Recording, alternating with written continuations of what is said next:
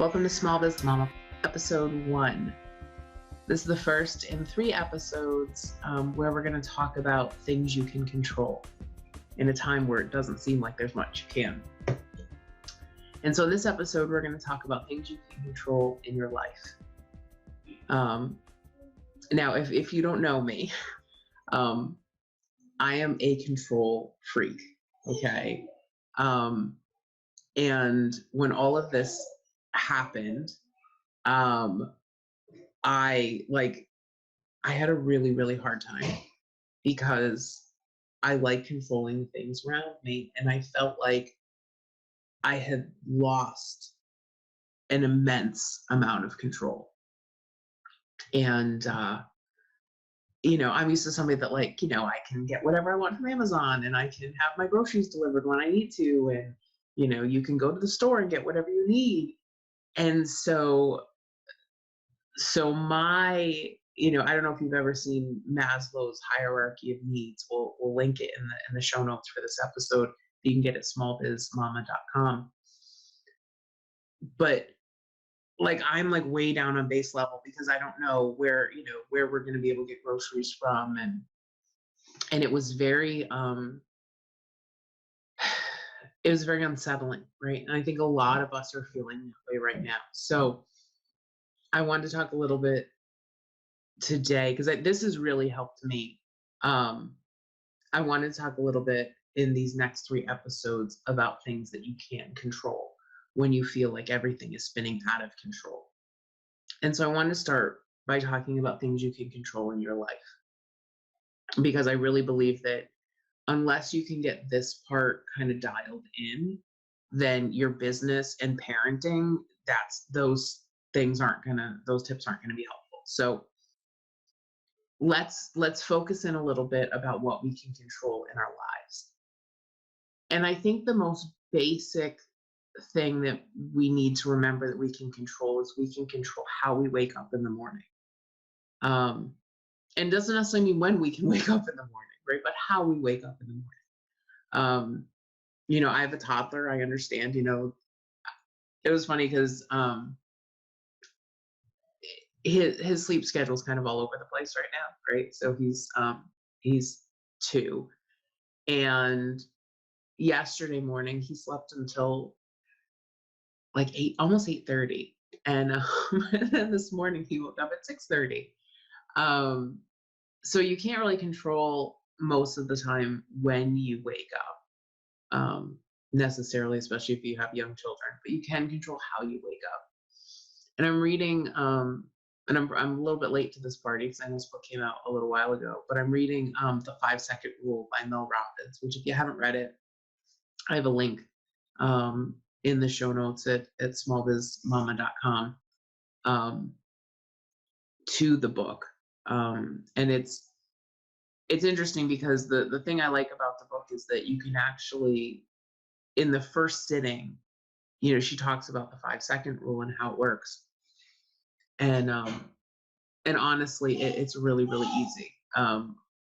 Anytime you kind of feel like you're just completely out of control, right? Like things are just spinning, or, you're about to talk yourself out of doing something that you need to do, like getting up or reaching out to a client or reaching out to a person, or just behaving the way that you want to behave.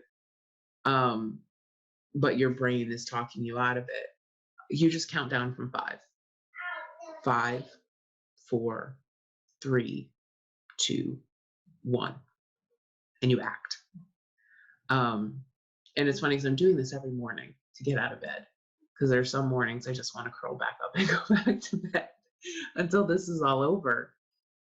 But you know what? It's really, really helping. When my alarm goes off in the morning, I do my countdown, and I pop up out of bed. And it's been incredibly helpful to get me moving during the day. So you can control how you wake up in the morning. You can control what you plan to do during the day, right? So I actually have this in Evernote, but I have a kind of like a sample daily schedule.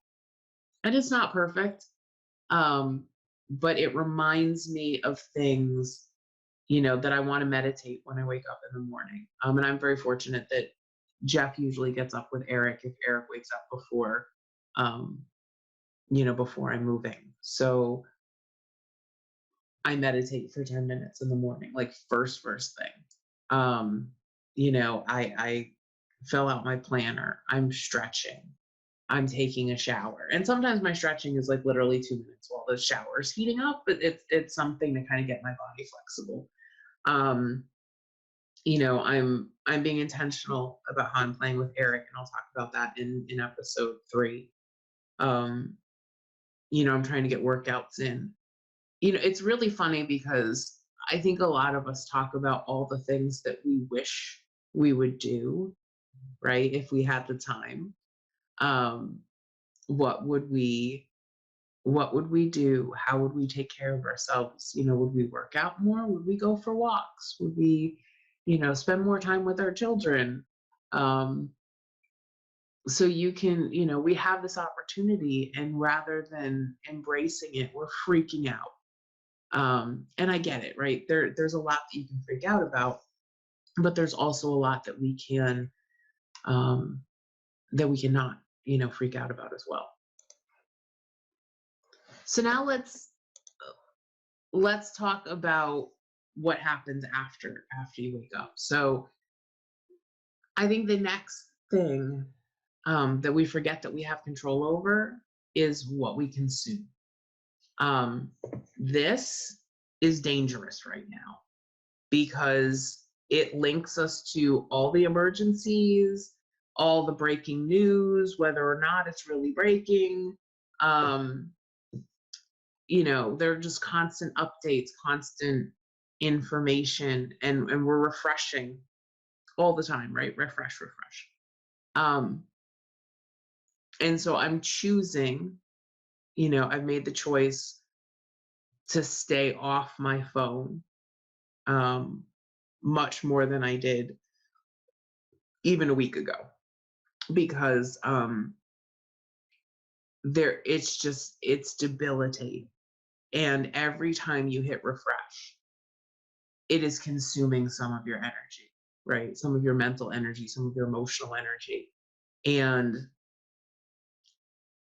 with everybody being home and children, being cooped up and not being able to see their friends, you need your emotional energy for more productive things.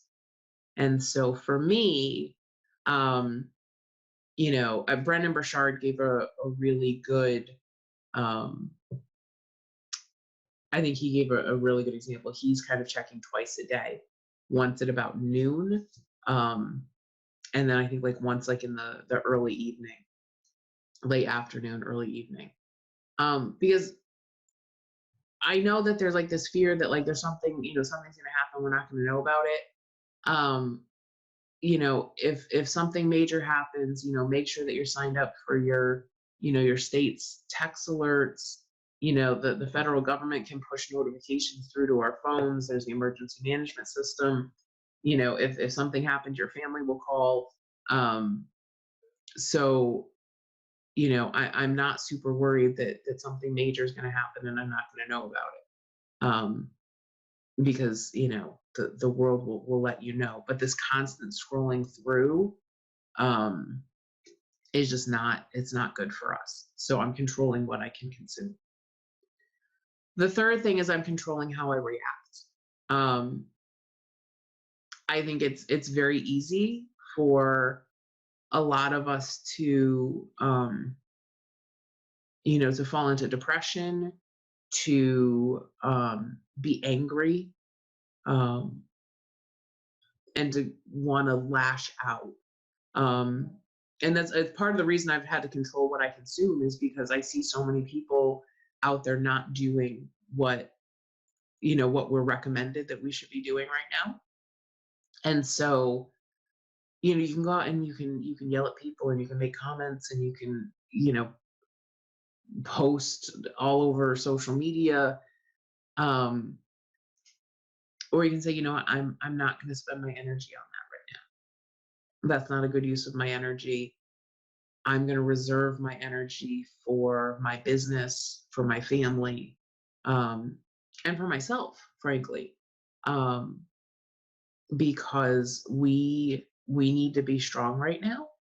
And using up all of your energy to react to things like that is not going to help keep you healthy. It's not going to help keep you sane. Um, and so I am controlling how I react to things. And then the last thing is you can control what you put out into the world. So you can you can choose to put out things that are useful, things that are helpful for people, so we have a whole page at smallbizmama.com that's resources um, for how to homeschool, how to work from home, how to how to order groceries, how to do all sorts of things. We have all of these amazing resources, virtual field trips. Like it's just so cool. Like we've really been assembling stuff from all over. Um, and so that's a smallbizmama.com if you want to check it out. But we're choosing to put helpful things out in the world, to put positive things out in the world. Because there's so many people that are complaining, that are putting out false information. They're not fact checking things before. And again, that's another reason why you want to kind of control what you consume. Um, but we can spend all of our energy being negative, complaining, being down, um, or we can try to put something better out there. So one thing that I've been doing is I'm doing every day on my personal Facebook wall is I'm putting things I'm grateful for. Um, and sometimes they're silly, you know. And sometimes they're little things, and sometimes they're things that are pretty big. Um, one thing I was grateful for yesterday was just being able to help so many businesses, and having this platform to be able to help people. That is so cool. That is that's so awesome to be able to do that. Um, and so I think, and I invite people to comment on that as well. So I know that there are a lot of things that I can't control right now, but I can control how I wake up in the morning. I can control what I consume. I can control how I react, and I can control what I put out in the world. And that having some concrete things that I know that I can control has really helped me mentally to be able to get through this. So I'm recording this the last day of March, and we've been we've been home for almost 4 weeks. Um, and I'll tell you, I was getting a little a batty. um, Probably the middle of last week. I'm an extrovert, and so this is really, really tough for me. Um, but sitting down and recentering on the things I can control has been incredibly helpful for me. So I hope that you'll take some time and generate a list of the things that you can control right now. Listen to the next two episodes where I talk about business and parenting, um, and make a list for yourself of the things that you can control. Um, I grew up Catholic, and there's a prayer that really helps me at times like this. Um, it's God grant me the serenity to accept the things I cannot change, the courage to change the things I can, and the wisdom to know the difference. That is so helpful at times like this. Um, I hope that you find something that centers you, that grounds you, and that you're able to take back just a little bit more control of your life. Thank you so much for listening. And I hope that you will subscribe to this podcast as we put out more information for you um, to help you with your life, your business, and parenting. Thanks so much. I'll see you next time. Thank you for listening to Small Biz Mama with Kristen Ingram. If you'd like to learn how to create more margin in your life, please visit us at smallbizmama.com. That's smallbizmama.com.